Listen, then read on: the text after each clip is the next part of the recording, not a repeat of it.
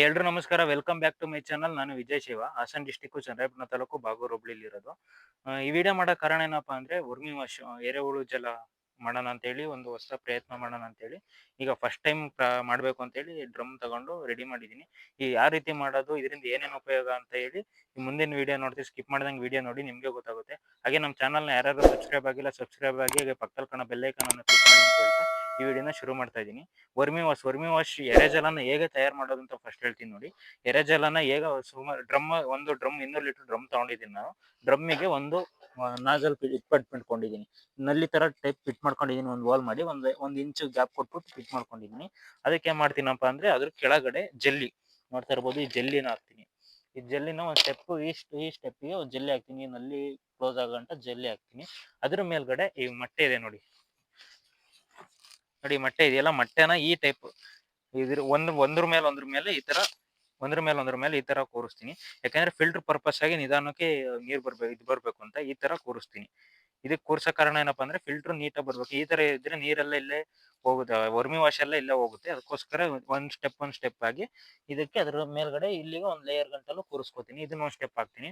ಅದ್ರ ಮೇಲ್ಗಡೆ 1.5 ತಿಂಗಳು ಆಗಿರೋ ದನಿನ್ ಗೊಬ್ಬರ, ಸಗಣಿ ಗೊಬ್ಬರ ಅಂತಾರೆ, ದನಿನ್ ಗೊಬ್ಬರ ಅಂತಾರೆ ನೋಡಿ. ಆ ತರ 1-1.5 ತಿಂಗಳು ಆಗಿರ್ಬೇಕು.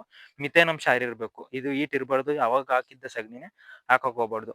ಅದ್ರ ಮೇಲ್ಗಡೆ ಏನ್ ಮಾಡ್ತೀನಿ, ಸಗಣಿ ಹಾಕ್ತೀನಿ. ಒಂದ್ ಸ್ಟೆಪ್ ಸಗಣಿ ಹಾಕಿದ್ಮೇಲೆ ಇಲ್ಲಿ ನೋಡ್ತಾ ಇರ್ಬೋದು ನೀವು, ಪುಡಿ ಮಾಡಿರೋದು. ಇದು ಯಾವ್ದ್ರ ಪುಡಿ? ಅಗ್ರಿಕಲ್ಚರ್ ವೇಸ್ಟ್ ಅಲ್ಲಿ ನಾನು ಇದ್ರೊಳಗೆ ಏನೇನಿದೆ ಅಂದ್ರೆ ನೋಡ್ತಾ ಇರ್ಬೋದು. ಇದು ನಮ್ಗೆ ಬಾಳೆ ತೋಟ ಇದೆ, ಬಾಳೆ ನಾರಿಂದು ವೇಸ್ಟ್ ಇಂದು ಪುಡಿ ಮಾಡಿರೋದು ಇದು.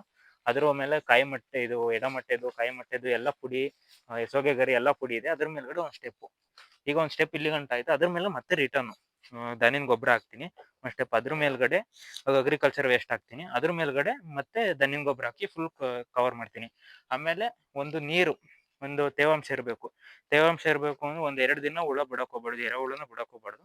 ಒಂದ್ 2 ದಿನದ ಗಂಟ ತೇವಾಂಶ ಇಟ್ಟಿರ್ಬೇಕು. ತೇವಾಂಶ ಅಂದ್ರೆ ಫುಲ್ ಎಲ್ಲ ನೆಂದು ಹಂಗೆ ಹುಳ ಬಿಡ್ಬೇಕು. ಅಂದ್ರೆ ತೇವಾಂಶ ಇವತ್ತೆಲ್ಲಾನು ಹಾಕಿ ಮತ್ತೆ ಇಮಿಡಿಯೇಟ್ಲಿ ಹುಳ ಬಿಡಿದ್ರೆ ಅದು ಸಕ್ಸಸ್ ಆಗಲ್ಲ. ಹುಳಗಳು ಸಾಯೋ ಚಾನ್ಸಸ್ ಇರುತ್ತೆ. ಯಾಕಂದ್ರೆ ಈ ವೆದರಿಗೆ ಸೂಟ್ ಆಗಬೇಕು, ಒಂದು ತೇವಾಂಶ ಇರಬೇಕು. ತೇವಾಂಶದ ಮೇಲೆ 1-2 ದಿನ ಆದ್ಮೇಲೆ ಅದಕ್ಕೆ 1.5 ಕೆಜಿಯಿಂದ 2 ಕೆಜಿ ಹುಳ ಬಿಡ್ಬೇಕು. 2 ಕೆಜಿ ಹುಳ ಬಿಟ್ಟಾದ್ಮೇಲೆ ಒಂದು ಡ್ರಿಪ್ ಇರಿಗೇಷನ್ ಅಲ್ಲಿ ನೀರ್ ಬೀಳುತ್ತಲ್ಲ, ಒಂದು ಡ್ರಾಪ್ ಆಗಿ ನೀರ್ ಇದ್ರ ಮೇಲೆ ಬೀಳ್ತಾನೆ ಇರ್ಬೇಕು. ಹಾಗೆ ಒಂದ್ ಡ್ರಾಪ್ ಬೀಳಕ್ಕೆ ನಾವು ಹಾಕಕ್ಕಾಗಲ್ಲ. ಅದಕ್ಕೋಸ್ಕರ ಒಂದು ಐಡಿಯಾ ಮಾಡಿ ಕೆಲವೊಬ್ರು ಒಂದೊಂದು ಇದಕ್ಕೆ ಪಿನ್ನ ಚುಚ್ಚಿ ಮಾಡಿರ್ತಾರೆ. ನಾನೊಂದು ಡ್ರಿಪ್ಸ್ ಹಾಕೋದನ್ನ ತಗೊಂಡು, ನಮ್ಮಲ್ಲಿ ಒಂದು ಎಕ್ಸ್ಟ್ರಾ ಡ್ರಿಪ್ಸ್ ಹಾಕೋದು ಒಂದು ಇತ್ತು, ಅದನ್ನ ತಗೊಂಡು ಇದಕ್ಕೆ ಏನಪ್ಪಾ ಆಯಿಲ್ ಕ್ಯಾನ್ ಇಟ್ಟು 5 ಲೀಟರ್ ಆಯಿಲ್ ಕ್ಯಾನ್ ಹಾಕಿ ಮಾಡಿ ನಮ್ಗೆ ಎಷ್ಟು ಪ್ರಮಾಣದಲ್ಲಿ ಬೀಳಬೇಕು ಅದನ್ನ ಓಪನ್ ಮಾಡಿ ಇದ್ರ ಮೇಲೆ ಕಟ್ಬಿಟ್ಟು ಬಿಡ್ತೀನಿ. ಇದು ಒಂದು ವಾರಕ್ಕೊಂದ್ಸಲಿ ಚೇಂಜ್ ಮಾಡ್ತೀನಿ. ಇದು 2ನೇ ವಾರ ಮತ್ತೆ ಜೀವಾಮೃತ ಇರುತ್ತೆ, ಕೃಪಾಮೃತ, ಜೀವಾಮೃತ ಎಲ್ಲಾನು ಹಾಕ್ಬೋದು.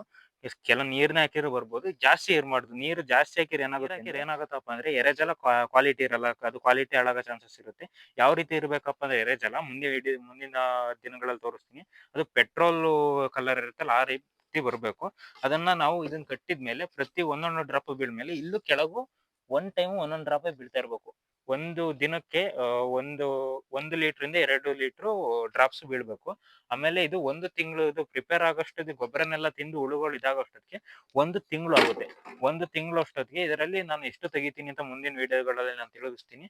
ಇದನ್ನ ಯಾವ ರೀತಿ ಮಾಡೋದು ಅದನ್ನ ಹಿಂಗ್ ಕೇಳಿದ್ನಲ್ಲ, ಮುಂದೆ ನಿಮ್ಗೆ ಗೊತ್ತಾಗುತ್ತೆ. ಇದು ಬಂದಿದೆ ಎರೆಜಲದಿಂದ ಏನೇನು ಉಪಯೋಗಪ್ಪ ಅಂದ್ರೆ, ಈಗ ಹೂಗಳು ಜಾಸ್ತಿ, ಈಗ ಬೆಳೆ ಮಾಡ್ತಾ ಇರ್ತೀರ, ತೆಂಗಿನ ತೋಟ ಆಗಿರ್ಬೋದು, ಬಾಳೆ ತೋಟ ಆಗಿರ್ಬೋದು, ಅಡಿಕೆ ತೋಟ ಆಗಿರ್ಬೋದು, ಯಾವುದೇ ರೀತಿ ತರಕಾರಿ ಬೆಳೆಗಳಾಗಿರ್ಬೋದು, ಟೊಮೊಟೊ, ಎಲ್ಲಾ ಬೆಳೆಗಳು, ಪ್ರತಿಯೊಂದು ಬೆಳೆಗೂ ಬೆಳೆಸ್ಬೋದು. ಇದನ್ನ ಟ್ರಂಚಿಂಗ್ ಮುಖಾಂತರ ಕೊಡ್ಬೋದು. ಇಲ್ಲ ಅಂದ್ರೆ ಟ್ರಂಚಿಂಗ್ ಮುಖಾಂತರ ಕೊಡಕ್ಕಾಗಿಲ್ಲ, ಸ್ಪ್ರೇನಾರು ಮಾಡ್ಬೋದು. ಇದು ಸ್ಪ್ರೇ ಮಾಡಿದ್ರೆ ಏನೇನು ಉಪಯೋಗಪ್ಪ ಅಂದ್ರೆ, ಈಗ ಒಂದು ಗಿಡ, ಈಗ ಯಾವ್ದಾದ್ರು ಎಕ್ಸಾಂಪಲ್ ಟೊಮೊಟೊ ಗಿಡದಲ್ಲಿ ಒಂದು ಗಿಡ ಒಂದು 5 ಕೆಜಿ ಕಾಯಿ ಬಿಡ್ತೈತೆ ಅಂದ್ರೆ ಇದನ್ನ ಸ್ಪ್ರೇ ಮಾಡಿದ್ರೆ ಒಂದು 10 ಕೆಜಿ ವರೆಗೂ ಇನ್ಕ್ರೀಸ್ ಆಗೋ ಚಾನ್ಸಸ್ ಇರುತ್ತೆ. ಯಾಕಂದ್ರೆ ಹೂಗಳು ಉದುರೋ ಚಾನ್ಸಸ್ ಕಡಿಮೆ ಇದರಿಂದ. ಆಮೇಲೆ ಇದು ಯಾವುದೇ ರೀತಿ ಕೆಮಿಕಲ್ ಅಲ್ಲದೆ ಇರೋದ್ರಿಂದ ಈ ಜೇನುಗಳು ಬಂದು ಪರಾಗಸ್ಪರ್ಶ ಮಾಡಿ ಅದು ಮಲ್ಟಿಪ್ಲೈ ಆಗ್ತಾ ಹೋಗುತ್ತೆ. ಈಗ 1 ಕೆಜಿ ಬಿಡ್ತಾ ಇರೋ ಟೊಮೊಟೊ ಗಿಡ ಈಗ 2 ಕೆಜಿ ಇನ್ಕ್ರೀಸ್ ಆಗುತ್ತೆ. ಎಲ್ಲಾ ಗಿಡಗಳು ಅಷ್ಟೇ, ಒಂದು 10-15% ಹೆಚ್ಚಿಗೆ ಆಗ್ತಾ ಹೋಗುತ್ತೆ. ಎಲ್ಲಾ ಬೆಳೆಗಳಿಗೂ ಇದನ್ನ ಬೆಳೆಸಬಹುದು. ಇದನ್ನ ಎಷ್ಟು ದಿನ ಸ್ಟೋರ್ ಮಾಡಿ ಇಡ್ಬೋದು ಅಂದ್ರೆ, ವರ್ಮಿ ವಾಶ್ ಎರೆಜಲನ ಎಷ್ಟು ದಿನ ಸ್ಟೋರ್ ಮಾಡಿ, ಮಿನಿಮಮ್ 3 ತಿಂಗಳು ಗಂಟಲು ಸ್ಟೋರ್ ಮಾಡಿ ಇಡ್ಬೋದು. ಎಲ್ಲಾ ಬೆಳೆಗೂ, ಆಲ್ಮೋಸ್ಟ್ ಎಲ್ಲಾ ಬೆಳೆಗೂ ಬೆಳೆಸಿ. ಯಾವ ರೀತಿ ಬಳಸೋದು ಅಂದ್ರೆ, ಯಾವ ಪ್ರಮಾಣದಲ್ಲಿ ಕೊಡ್ಬೇಕು, ಎಲ್ಲಾ ಗಿಡಗಳು ಯಾವ ಪ್ರಮಾಣದಲ್ಲಿ ಕೊಡ್ಬೇಕು ಅಂದ್ರೆ, ಈಗ 10 ಲೀಟರ್ ನೀರಿಗೆ 1 ಲೀಟರ್ ವರ್ಮಿ ವಾಶ್ನ ಹಾಕಿ ಸ್ಪ್ರೇ ಮಾಡ್ಬೋದು. ಮುಂದೆ ಯಾವ ರೀತಿ ಬರುತ್ತೆ ಅಂತ ಸಂಪೂರ್ಣವಾದ ವಿಡಿಯೋನ ನಾನು ಮುಂದಿನ ದಿನಗಳಲ್ಲಿ ತಿಳಿಸ್ತಾ ಹೋಗ್ತೀನಿ. ನಿಮ್ಗೆ ಯಾರಿಗಾರು ಈ ವಿಡಿಯೋ ಇಷ್ಟ ಇದ್ರೆ ಲೈಕ್ ಮಾಡಿ, ಶೇರ್ ಮಾಡಿ, ಹಾಗೆ ಕಮೆಂಟ್ ಮಾಡಿ. ಮುಂದಿನ ವಿಡಿಯೋದಲ್ಲಿ ಮತ್ತೆ ಸಿಗೋಣ.